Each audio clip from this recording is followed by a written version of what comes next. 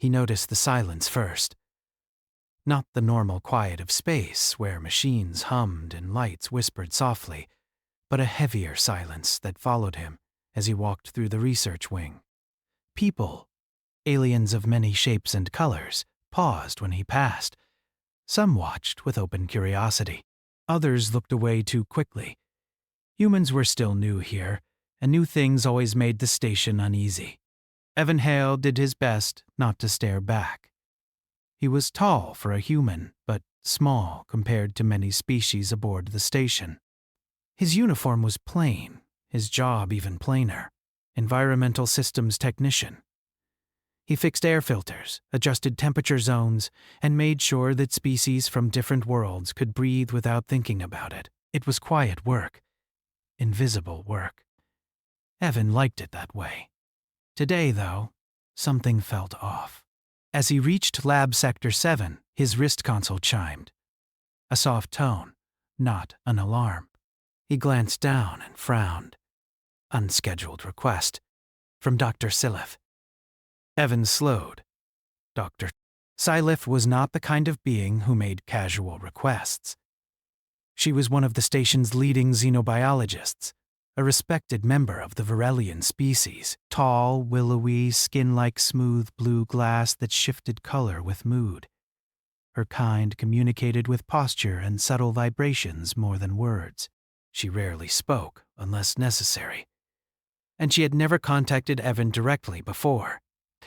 He hesitated, then tapped accept. "I'm nearby," he said simply.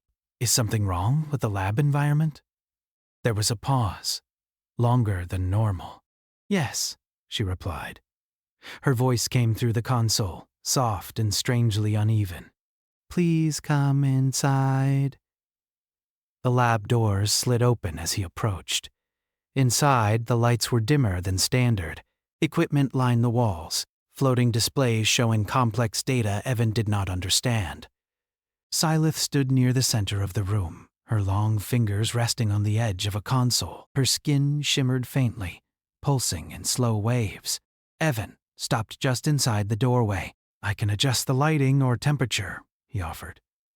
"If something is bothering you—" "It is not the room," she said. Her eyes, large, dark, reflective, focused on him. The shimmering on her skin grew stronger, then faltered, like a signal losing strength. "It is you," she added.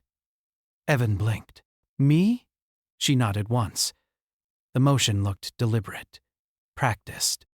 "Your presence correlates with changes in my internal systems." He shifted his weight, suddenly unsure where to stand. "I can leave if I'm causing interference. Some species are sensitive to—" "No." The word came faster than the others, sharper. She seemed to realize this and paused, steadying herself. "Do not leave, please." That was new. Varelians did not say please often. Evan took a careful step forward. "Okay," he said. "I'm here." "Can you explain what's happening?" She gestured toward a nearby display. Lines of data scrolled past, highlighted in unfamiliar symbols. One section pulsed in warning colors. "These readings are my neural biofield interface," she said.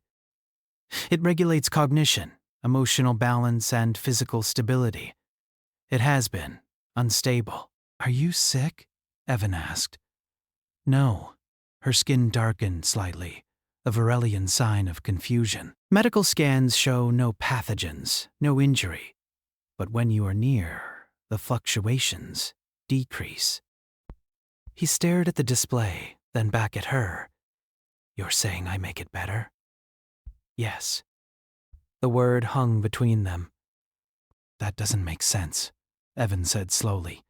"I don't have any implants. No tech. I'm just human." Her skin shifted again, this time lighter, curious, focused. "That may be the reason," she said. Before Evan could respond, she swayed. It was subtle, but he saw it. Her long frame leaned, just a little, away from balance. Instinct took over, hands lifting without thought. Careful! She steadied herself before he touched her, but she did not move away. Instead, she looked down at his hands, still raised in the air between them. Do not stop, she said quietly. Evan froze. I didn't touch you. I know. Her voice dropped lower. But you are about to. That moment, before contact, produced a response. Her skin now glowed softly, a gentle, steady light. Evan slowly lowered his hands, keeping a respectful distance. Dr. Silith, if this is some kind of reaction, we should report it. The medical team. No medical team, she said at once. They have already examined me. They found nothing. They will isolate variables until this stops. Isn't that good? Evan asked. Her eyes did not leave him. If this stops, she said, the instability returns. That made his chest feel tight. How bad is it? She hesitated. For her species, hesitation meant something serious. It is uncomfortable, she said carefully. My thoughts scatter. My body feels unfamiliar, as if parts of me are not aligned. Evan swallowed. And when I'm here? Her skin shimmered again, brighter now. The sensation lessens. I feel whole. He did not know what to say to that. Silence stretched between them, but it was different now. Not heavy, expectant. Finally, Evan spoke. What do you need from me? Dr. Silith straightened. Her posture became formal, controlled. I am requesting permission to conduct an interaction test. Okay, he said. What kind of test? Her fingers tightened on the console. Physical proximity, and possibly contact. Evan's heart skipped. He forced himself to stay calm. I want to be clear, he said gently. Humans use touch in many ways. Friendly, supportive, medical. I don't want to misunderstand what you're asking. She inclined her head. Your caution is appropriate. This is not a request for reproduction or bonding. It is sensory regulation. That's good, Evan said, relieved. Because I wouldn't be qualified for anything else. A faint ripple of color passed over her skin. Amusement, perhaps. She took a step closer. The air between them felt warmer, though the room temperature had not changed. Please stand still, she said.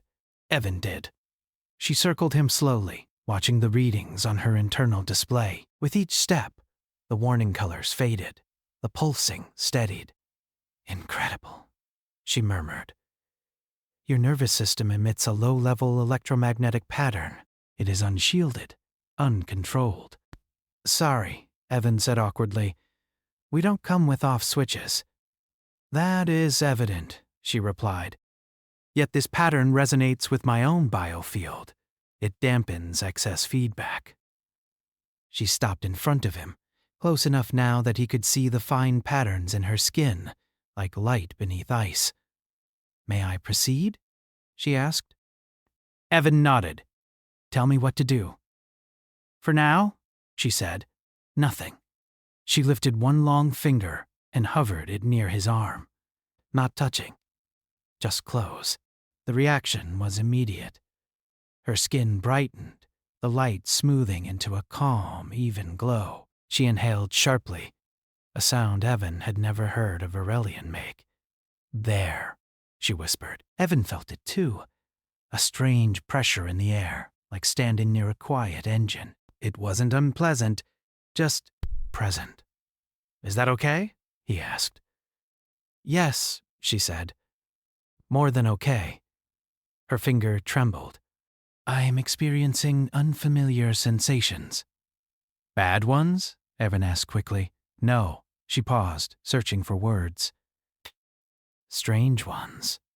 She pulled her hand back, clearly forcing herself to stop. The glow dimmed slightly, but did not vanish. I need to understand this, she said. For science, and for safety. Evan nodded. We should tell someone. At least document it. Yes, she agreed, but carefully. Humans are already considered unpredictable. He gave a small smile. That's fair. She studied him again. Longer this time. You are calm, she observed. I fix air systems, he said. Panic doesn't help. Another ripple of that light, warm and soft. Evan Hale, she said, using his full name for the first time. I believe your species has capabilities the galaxy has not yet measured. He scratched the back of his neck. We surprise ourselves sometimes. She hesitated, then spoke more quietly. When you are near, my body feels different, stable, focused. It is unsettling, and yet, she looked at him directly. I do not wish it to stop. Evan met her gaze, feeling the weight of that honesty. Then we'll figure it out, he said, together. Outside the lab, the station continued as normal. Lights glowed, machines hummed, species passed each other without knowing that something small, but important, had just begun. Neither of them realized it yet, but the universe had taken its first careful step toward understanding humans in a completely new way. The next day did not begin quietly. Evan noticed the change before anyone said a word. As soon as he stepped out of his quarters, his wrist console chimed twice. Priority messages. That almost never happened. He paused in the corridor, metal walls reflecting the soft white station lights, and opened the first alert. Environmental Systems request. Lab Sector 7. Immediate. He exhaled slowly. Of course, the second message was shorter. Personal channel. From Dr. Silith. He did not open that one yet. As he walked, Evan became aware of something else. The station felt tense. Not alarmed, not panicked, but alert in a way he had only felt during system-wide drills. Aliens along the corridor glanced at him more often than usual. A pair of insect-like engineers stopped talking when he passed. A tall avian delegate tilted its head, eyes tracking him with open interest. Humans were still rare here, but today he felt less like a guest and more like a variable. Lab Sector 7 opened as he approached, doors sliding aside with a soft hiss. Inside, the lighting was brighter than before. Too bright. Several additional displays hovered in the air, scrolling data faster than Evan could follow. Dr. Silith stood near the center, her posture rigid. She turned the moment she sensed him. The change in her was immediate. Her skin, which had been dull and dark when he entered, brightened in smooth waves. Her shoulders lowered slightly. The tightness in her stance eased, like a knot loosening. Evan stopped just inside the room. You called for environmental support, he said, keeping his voice steady. What's wrong? You arrived, she replied. That resolves the primary issue. He frowned. That's not a setting I can adjust. No, she agreed, which is why I requested you. She gestured toward a console. Please stand there. He obeyed, moving to the marked spot on the floor. The moment he did, several readings shifted. Warning colors faded. Lines stabilized. A soft sound escaped her. Half breath, half vibration. Evan noticed it this time. You okay? He asked. Yes, she said, more than earlier. She took a step closer, then stopped herself. Her hands curled at her sides, fingers flexing as if resisting a reflex. Something happened after you left yesterday, she continued. The instability returned within minutes. Stronger. Evan's stomach sank. That bad? Yes. Her voice was controlled, but her skin darkened slightly at the edges, a sign of discomfort. I attempted to compensate through meditation, chemical regulators, and biofeedback. None were effective. And when I came back? He asked. She did not answer right away. Instead, she raised one hand and activated a recording. The display showed a timeline, spikes and dips marked in sharp contrast. "This is my biofield activity overnight," she said. "This mark here, your arrival on the deck." The line smoothed instantly. Evan stared at it. "That's too clear to be coincidence." "I agree." He shifted his weight. "Have you told anyone else?" "No." The word came fast again. She met his gaze directly. "I needed confirmation first. Repeated exposure. Controlled variables."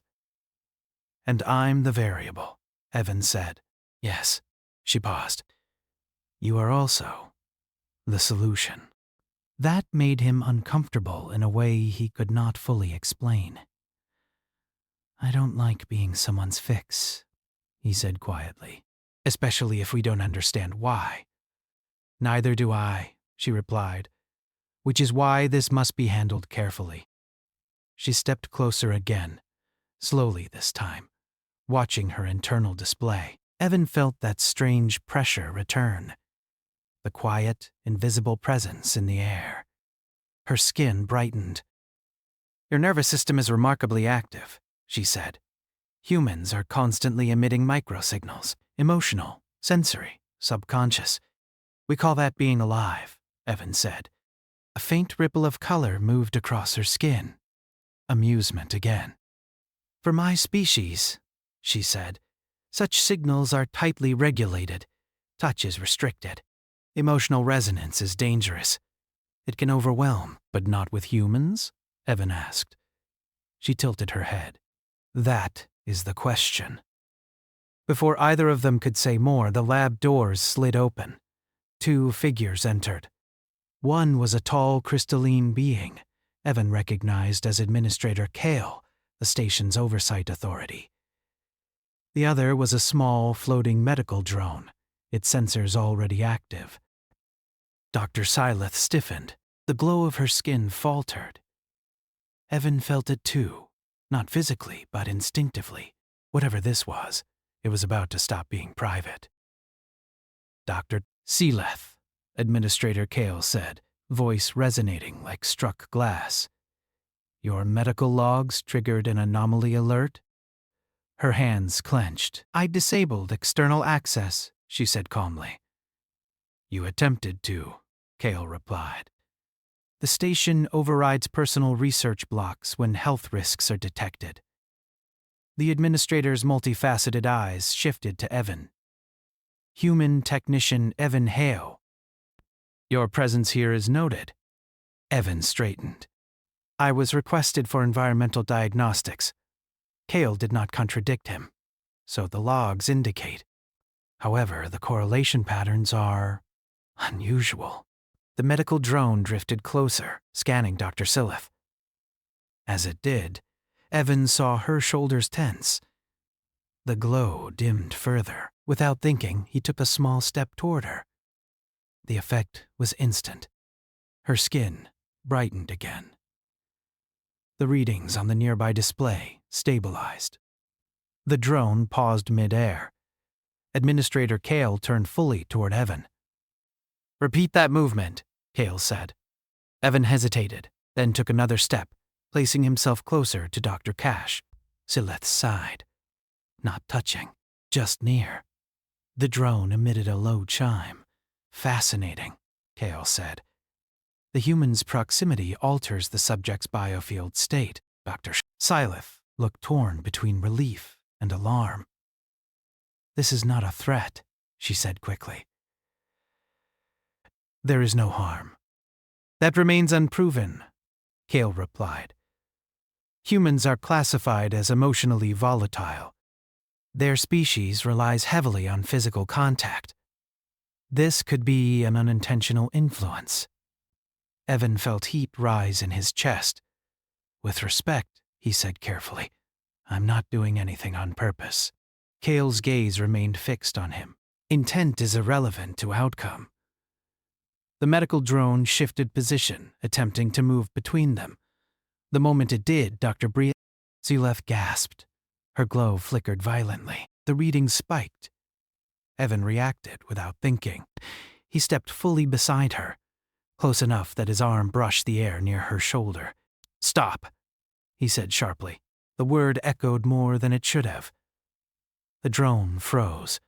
Dr. Silith steadied, breathing slow and deep. The glow returned, stronger than before. Administrator Kale was very still. "Move away," Kale ordered. Evan did not. "I won't touch her," he said. "But I'm not moving unless you explain why your drone made things worse." Kale paused. Data streams flickered across the administrator's surface. "Your proximity appears to be stabilizing," Kale admitted. "The drone's intervention disrupted that state." "Then let me stay," Evan said. "At least until she's stable." Dr. Silith looked at him, something unreadable in her eyes. "Please," she said softly. "That word again." Kale considered them both. Finally, the administrator raised one crystalline limb. "The drone will withdraw," Kale said, "for now." The drone retreated to the edge of the room. Relief washed through Evan so fast his knees felt weak. He did not realize how tense he had been until the pressure eased. Dr. Silith exhaled, a long, steady sound. "Thank you." "You don't have to thank me," Evan said. "This is weird, but we'll figure it out." Cal observed them in silence. "Human Evan Hale," the administrator said at last. "You are now classified as an active biological variable." Evan grimaced. "That sounds bad." "It is not good," Kale replied honestly. "But it is interesting." Dr. Silith straightened, regaining some composure. "Administrator, I request permission to conduct controlled studies. Voluntary participation, no forced contact." Kale's gaze shifted to her. "You are aware this could change interspecies policy?" "Yes," she said. "Which is why it must be understood." "And the human?" Kale asked. Evan felt all eyes, literal and figurative, on him. "I didn't come here to be an experiment," he said slowly, "but I also won't walk away if someone's getting hurt." Dr. Silith's glow softened at that. Kale inclined its head slightly. "Noted." The administrator turned to leave. "For now, this interaction remains classified. No public disclosure. Further observation will be scheduled." When the doors closed behind Kale and the drone, the lab felt suddenly quiet again. Evan let out a breath he did not realize he was holding. "Well," he said, attempting a smile. "That went better than it could have." Sileth looked at him, her expression more open than he had ever seen it. "You placed yourself between me and perceived danger," she said, without hesitation. "Yeah," Evan replied. "Humans do that." Her skin glowed warmly, steadily. "That," she said, "may be the most important variable of all." They stood there for a long moment, close but not touching, both aware that something delicate and powerful was forming between them, something the station and perhaps the galaxy was not yet ready to understand. The room did not feel the same anymore. Evan noticed it as soon as Administrator Kale left. The lab was quiet, but not empty. The air itself seemed aware of them, as if the station had learned something new and was holding its breath. Dr. Silith was the first to move. She stepped away from him slowly, creating a small distance. The glow of her skin dimmed just a little, enough to remind them both that whatever balance existed depended on proximity. "I will document everything," she said, returning to her console. "Every change, every reaction."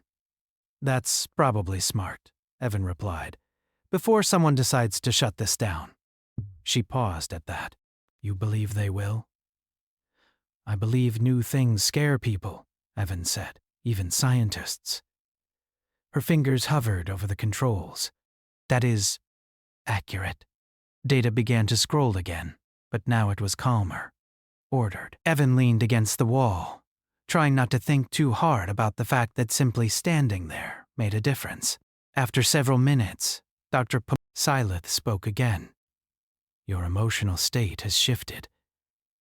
Evan blinked. Has it? Yes, she said. Your biosignals have become more erratic? He let out a small laugh. Yeah, that tracks. She turned to face him. You are uneasy. I'm human, he said. This is the part where we realize we're in way deeper than we planned. Her head tilted slightly. Yet you remain. Someone has to, Evan said simply. She studied him for a long moment. Then she did something unexpected. She sat down. For a Varelian, sitting was rare. Her species preferred standing or floating supports, always ready, always balanced. Sitting meant choosing stillness. Evan straightened. Are you okay? Yes, she said. I am choosing to remain within your influence while at rest. Oh, he said. Should I do something? No, she replied. Just stay. So he did. Minutes passed, then more. Evan checked his console, then ignored it. The world outside the lab felt distant. Inside, everything was slow and careful. Dr. Silith's breathing had evened out. The glow of her skin was steady now. Not bright, not dim, balanced. This state, she said quietly, is unfamiliar. My species is always aware of internal feedback. We monitor, adjust, control. And now? Evan asked. And now, she said, I do not need to. That hit him harder than he expected. You trust me that much? He asked. She considered the question. Trust is not the correct term. Resonance is closer. Still, Evan said, that's a lot to put on someone. Yes, she agreed, which is why I must ask you something. He felt a small knot form in his chest. Okay. She rose from her seat and approached him, stopping a careful distance away, close enough that he could feel that pressure again, like a quiet current. When you intervened with the medical drone, she said, you acted on instinct. It looked like it was hurting you. It was, she replied, but you did not know that with certainty. No, he admitted. Why did you step in? She asked. Evan thought about it. Really thought. 'Cause you asked me not to leave, he said finally. Because you trusted me, and because no one deserves to be treated like a problem when they're scared. Her glow warmed. That response, she said, is consistent with human behavioral data. Yet experiencing it directly is different. Before Evan could respond, his console chimed again. This time, it was not subtle. The station-wide advisory. He opened it.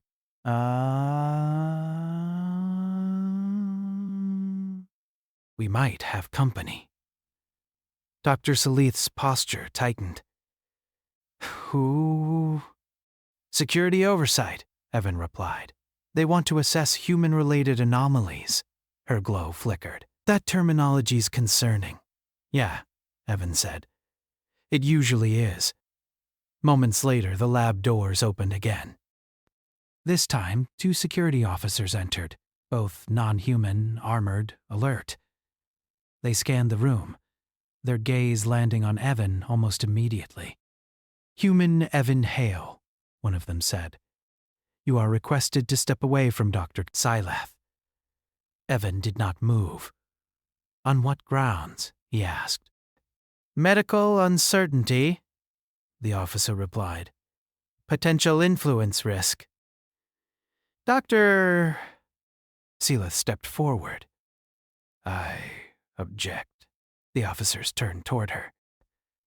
Doctor, your condition places you under temporary observation status.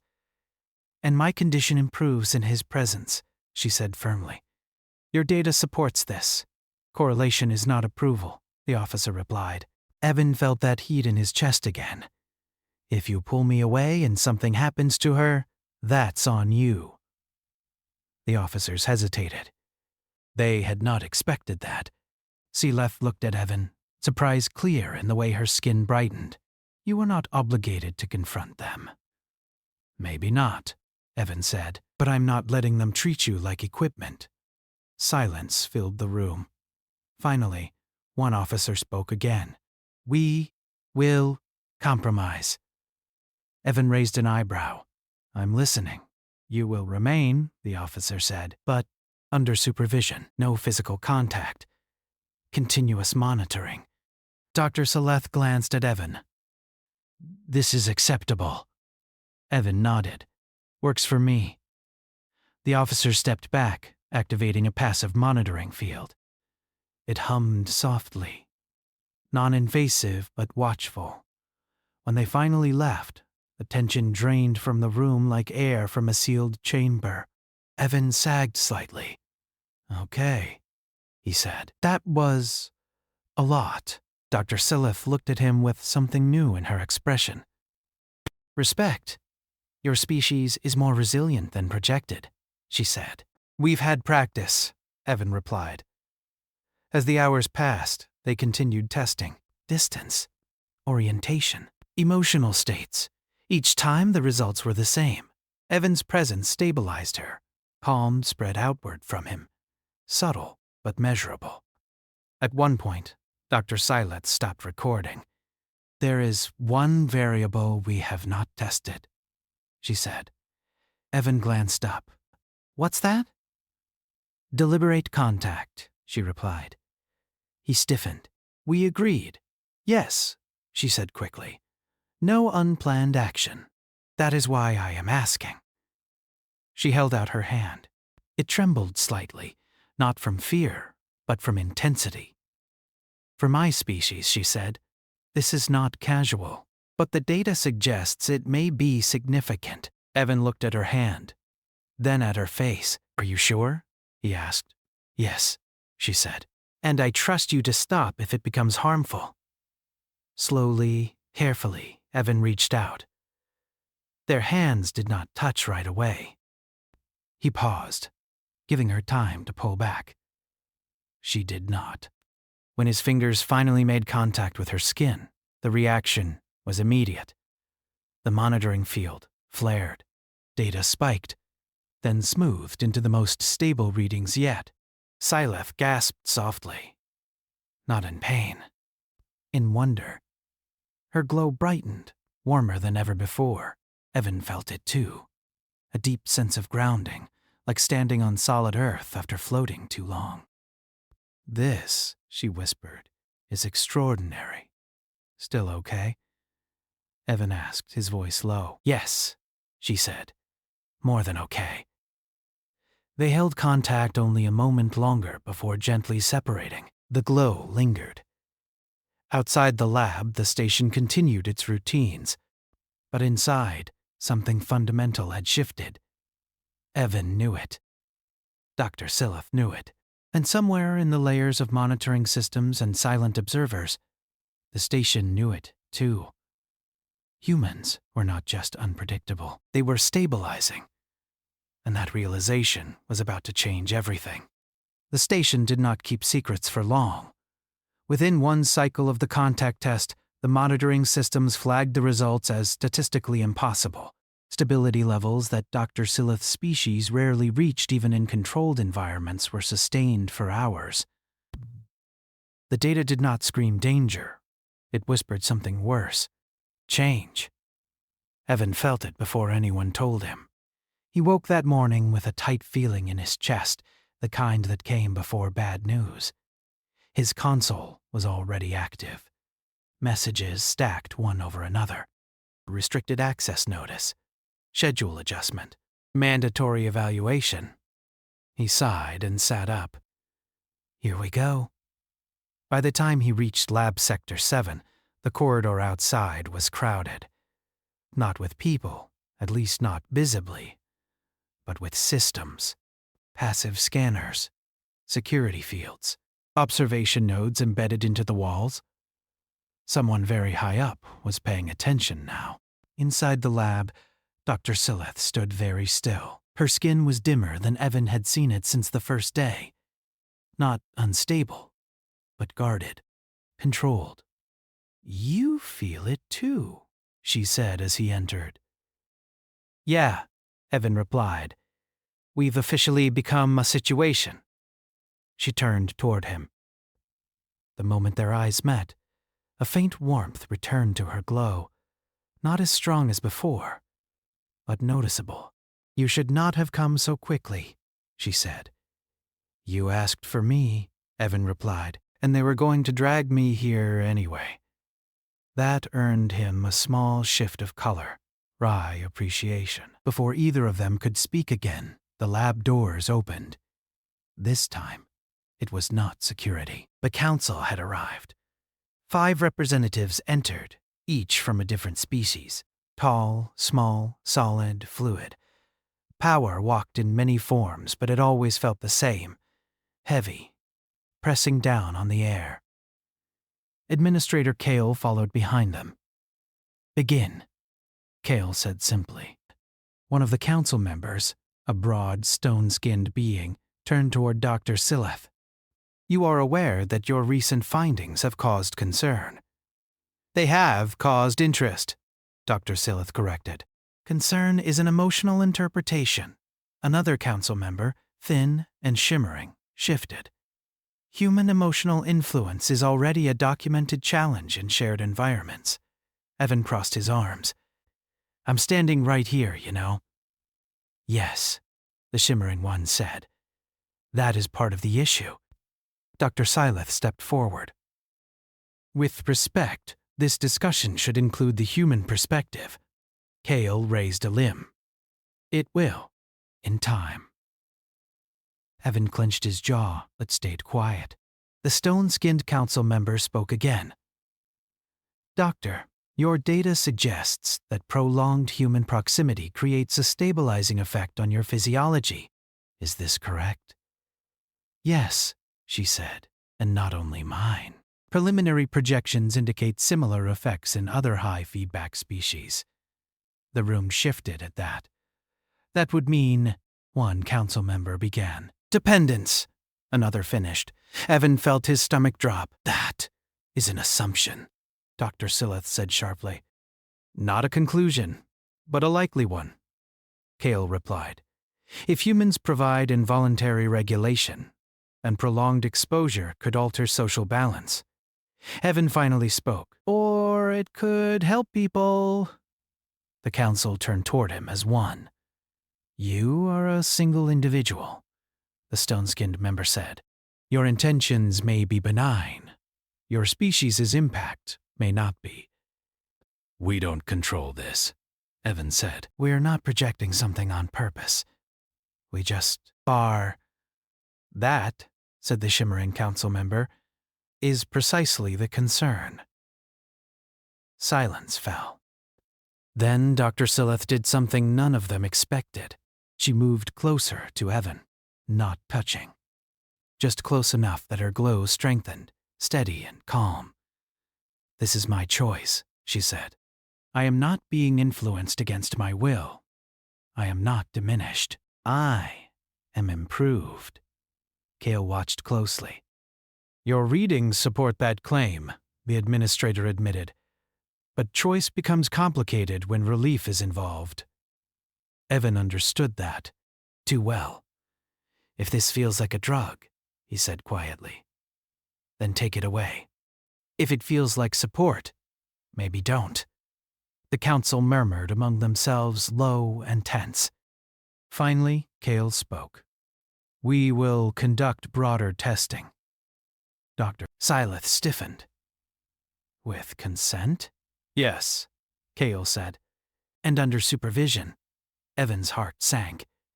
"Testing on humans and with humans," Kale corrected. "You will not be alone." The next hours blurred together. Evan found himself in a different lab, surrounded by unfamiliar species. Some nervous, some curious, all watching him like he was a tool they did not understand. He hated it. The first volunteer was a species known for sensory overload. Their nervous systems ran hot, constantly filtering massive amounts of input. The moment Evan stood near them, Their posture relaxed, their breathing slowed. The data mirrored Dr. Silith's, again and again. Evan tried not to think about what that meant. Dr. Silith watched from behind a transparent barrier, her glow subdued but steady. Every time Evan glanced her way, it brightened slightly. "You're doing well," she told him later when they were briefly allowed to speak alone. "I feel like a walking medical device," he replied. "You are still you," she said. "That matters." "It won't to them," Evan said. "Not if this scales." Her skin dimmed at that. "I will not allow them to dehumanize you." He gave a tired smile. "Careful. That's our word." As the cycle wore on, the tone of the station shifted. Whispers spread. Aliens began to look at humans differently, not as loud newcomers, but as something quietly powerful. Some avoided them. Others sought them out. That scared Evan more than anything. Late in the cycle, after the tests ended, Evan returned to Lab Sector 7. He felt drained in a way sleep would not fix. Dr. Silith was already there. The moment he entered, her glow brightened fully, stronger than it had been all day. "You are exhausted," she said. "Yeah," Evan replied. "Turns out being a mystery is tiring." She stepped closer, stopping just short of contact. "May I?" He nodded. She placed her hand near his arm, not touching. The effect went both ways this time. Evan felt his racing thoughts slow. The knot in his chest loosened. "Oh," he said softly. "So it works both ways." "Yes," she said. "Humans stabilize others, but you also carry much." He laughed quietly. Understatement of the year. They stood like that for a long moment. "I am afraid," she admitted. "Me too," Evan said. "The Council will want control," she said. "They always do." "And humans don't like being controlled," Evan replied. Her glow flickered with concern. "That could lead to conflict." Evan shook his head. "No, not like that. We don't need to fight." "Then what will you do?" she asked.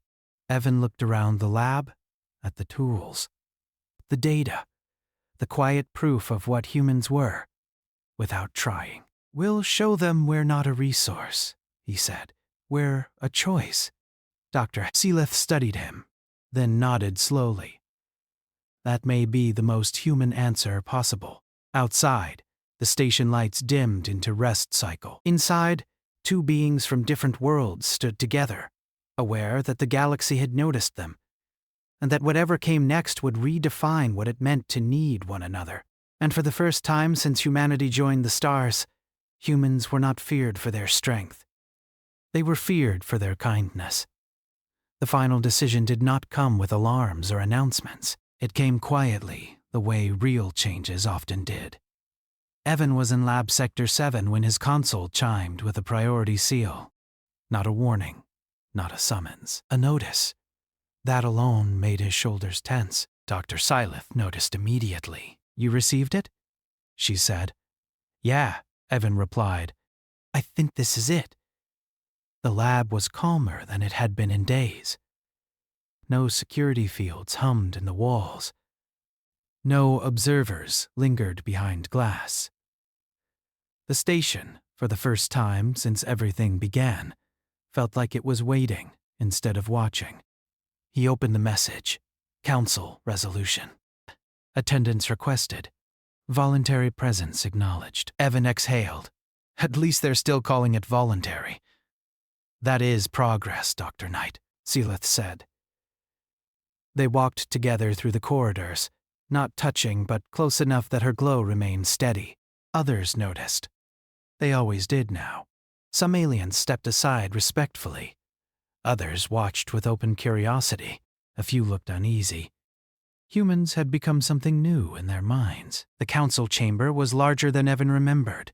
Circular, open, with soft light that adjusted to each species present. The 5 council members were already there. Administrator Kale stood at the center, still and reflective. Evan felt very small. Human, Evan Hale, Cale said. Dr. Silith, thank you for attending. Evan nodded. Didn't feel like something I should skip. That was wise, Cale replied. The stone-skinned council member spoke first. We have reviewed all collected data, not only from this station, but from every shared environment where humans are present. Evan stiffened. You expanded the study. Yes, the council member said.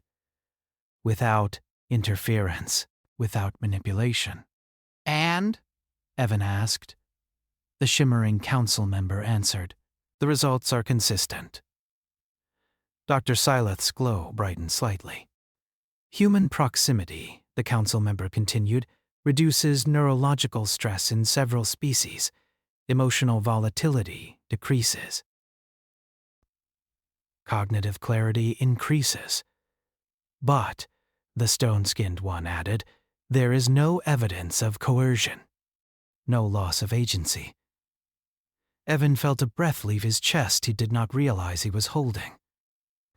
Cale raised a limb. This presents a problem. Evan almost laughed. Of course it does. A problem, Cale continued, because the galaxy is built on distance, on separation, on the belief that too much closeness is dangerous.